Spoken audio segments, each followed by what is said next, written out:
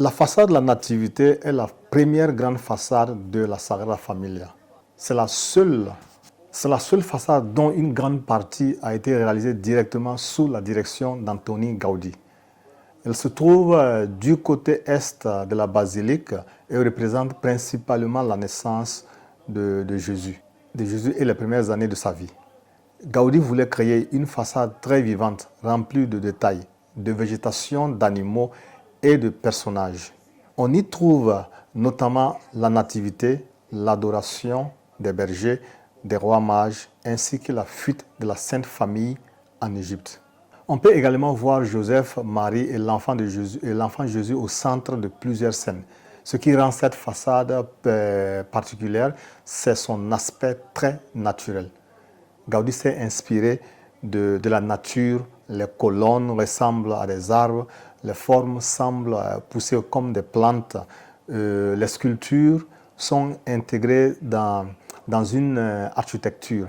Les sculptures sont intégrées dans cette architecture. Gaudí considérait la nature comme une création parfaite et voulait donc s'en inspirer pour construire son œuvre. C'est pour cela que lorsqu'on regarde attentivement la façade, on découvre énormément de petits détails, des oiseaux, des insectes, des feuilles et différentes espèces de plantes. La construction de la Sagrada Familia avait commencé en 1882 avant que Gaudí ne prenne complètement en charge le projet. Elle consacra une grande partie de sa vie à la basilique et à partir de 1914, elle se consacra presque entièrement sur elle.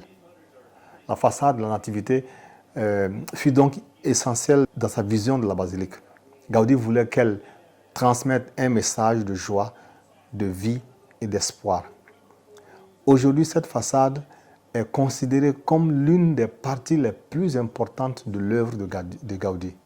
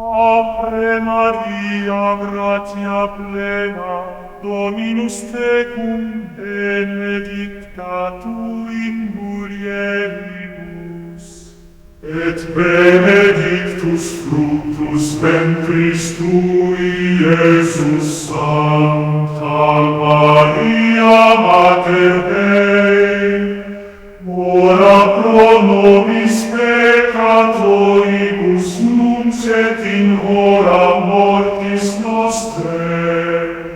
Amen.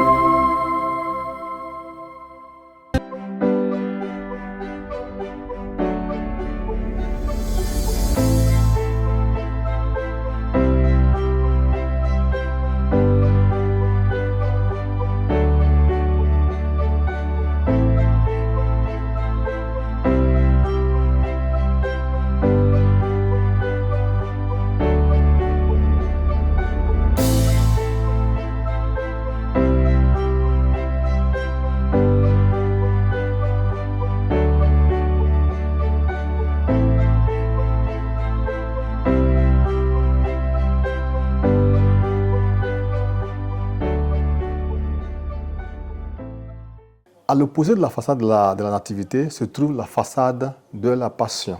Si la première façade représente la naissance et la joie, celle-ci représente complètement autre chose.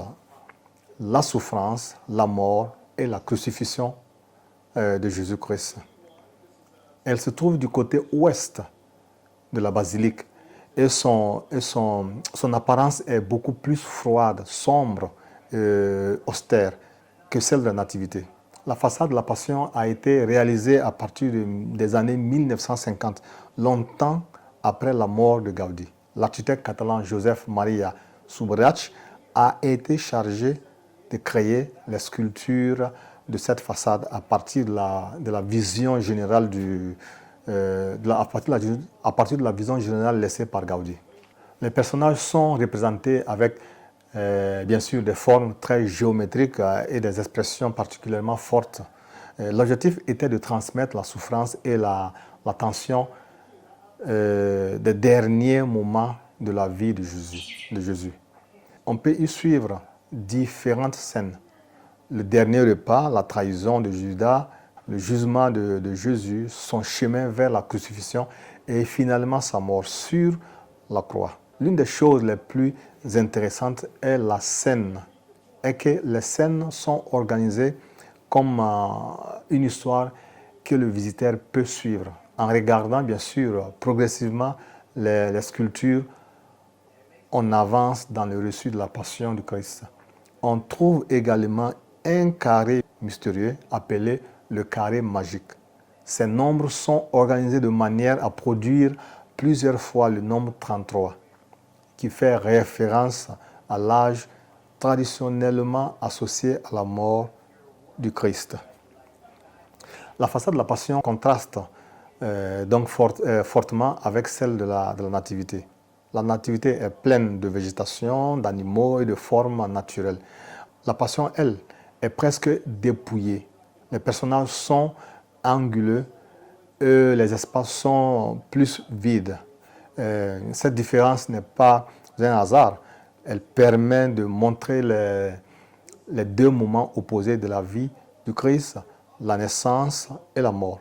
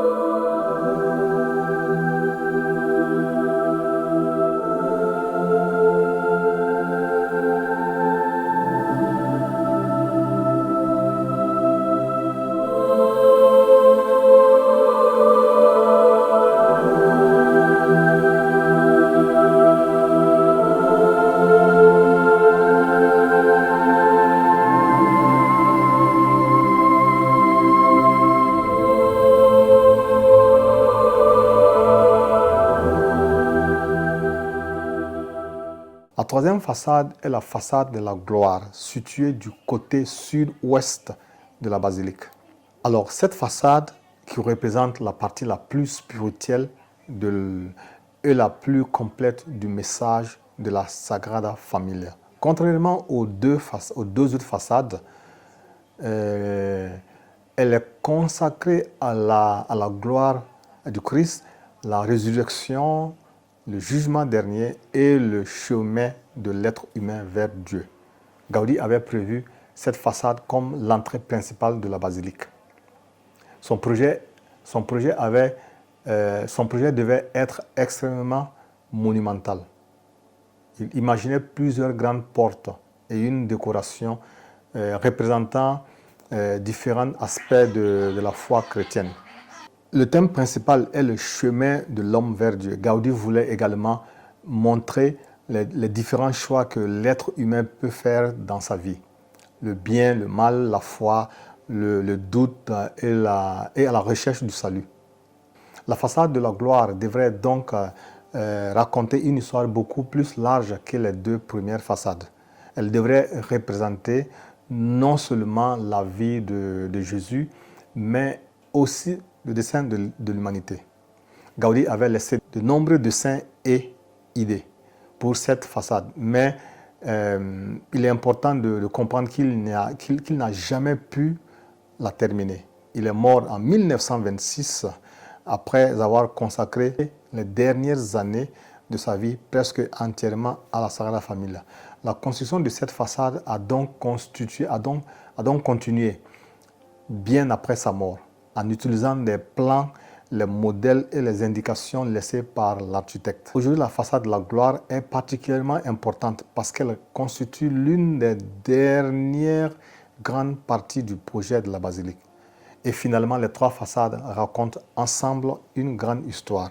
La nativité représente la naissance de Jésus, la passion représente sa souffrance et sa mort, et la gloire représente la résurrection et le destin spirituel de l'humanité. C'est cette succession qui permet de comprendre la Sagrada Familia non seulement comme un monument spectaculaire de Barcelone, mais comme une immense histoire racontée à travers l'architecture et sa sculpture.